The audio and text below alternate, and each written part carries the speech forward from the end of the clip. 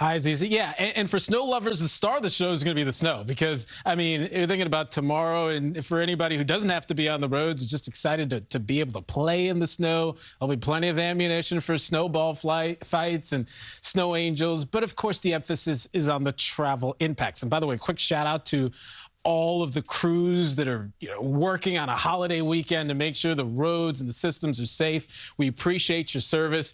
Checking in with the weather watchers this midday, there's a theme in what I'm hearing, and that is it's cold outside and it feels like it's going to snow. We've got the temperature. I mean, we're well below freezing good portion of the area. So do we have the preps done? Charlie says he does. He's got 16 in Narrowsburg, and he's got the shovel, the snow blowers, and the hot cocoa. Sounds good to me. Let's take you outside this midday, and it's all good. Clouds are here. Certainly the cold air is too.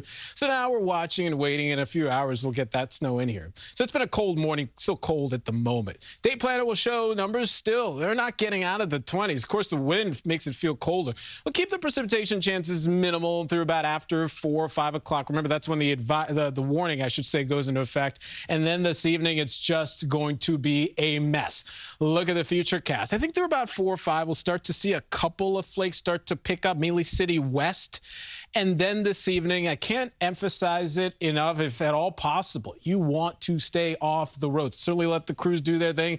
If you have to be on the roads, remember to take it slow and give yourself extra time, and then more time to get to where you're going. There will be intense snowfall rates out of this, 1 or 2 inches snowfall an hour. And notice, this is expansive. The entire tri-state area gets in on snow that's still going well through midnight tonight before it starts to let up a little bit and then tapers just after sunrise tomorrow. Models have been aggressive. I mean, our number is 5 to 9 inches, but we have to leave room for the opportunity that we could get into some of the heavier bands of snow.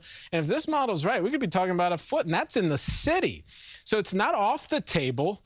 Our snow map does show a range. Certainly the bigger numbers north and west, higher elevations, that's typical. 5 to 9, much of Long Island, 5 boroughs into New Jersey, and lower amounts to the south where some warm air intrusion kind of cut back on snow accumulations as you mix in a little bit more sleet to the south. And you see some of that being picked up here. So that'll be a wild card. Biggest snow since 2022, sure, we'll check that off. Biggest December snow since 2020, a possibility.